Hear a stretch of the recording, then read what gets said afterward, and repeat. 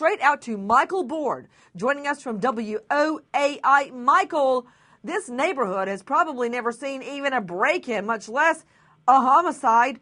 What really happened? Because in this particular neighborhood, you've got a $4.5 million Tudor-style three-car garage dwelling. You've got mommy, the 4-year-old little girl, and the daddy. What do we know?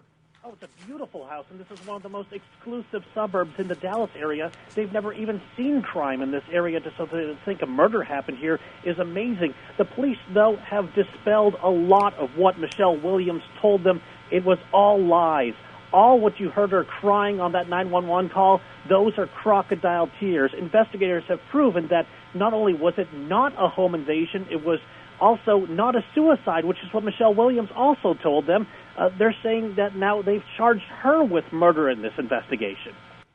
Joining me right now, special guest Kathy Williams. This is the husband, Gregory Williams' ex-wife. Kathy, thank you for being with us. How stunned were you when you discovered Gregory was dead, shot dead in his own bed? We were really stunned. I had to tell our 14-year-old daughter that the night before she had seen him, within 12 hours, he was gone. What did you think of the claim of suicide, Kathy? No, Greg would never take his life. Explain. He was too strong of a man. He liked life too much. He liked to have fun. He liked to live life, and he loved his children, and he would not do that to his children. Kathy, when you say he loved life too much, even on days when we are overwhelmed or we think we're depressed or we think we've got the world's problems on our back, we have our children. When we're not strong, we have to be strong for them. How many children does Gregory have? Greg has 2 biological children, and her children are his stepchildren, and he has my oldest daughter as a stepchild that he raised since she was 2, and she's 22 now. Would he ever leave his children behind, Kathy?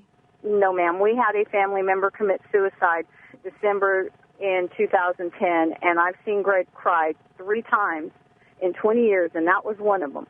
And he told our daughter that never to do this and how angry he was at him for the way he did this and how he left things unfinished.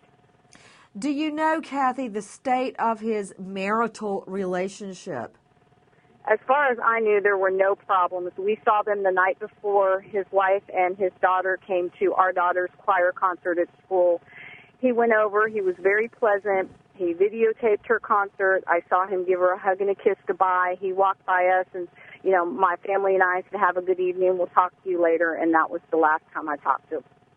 And how did he get hooked up with Michelle? To be honest, I don't know. I think, if I'm not mistaken, he met her on Match.com, but I'm not 100% sure. And how long had they been married? They've only been married 3 years. She had the baby a year before they got married. So he comes into a ready-made family. The baby was about 1 year old, and they've only been married 3 years? Yes, ma'am.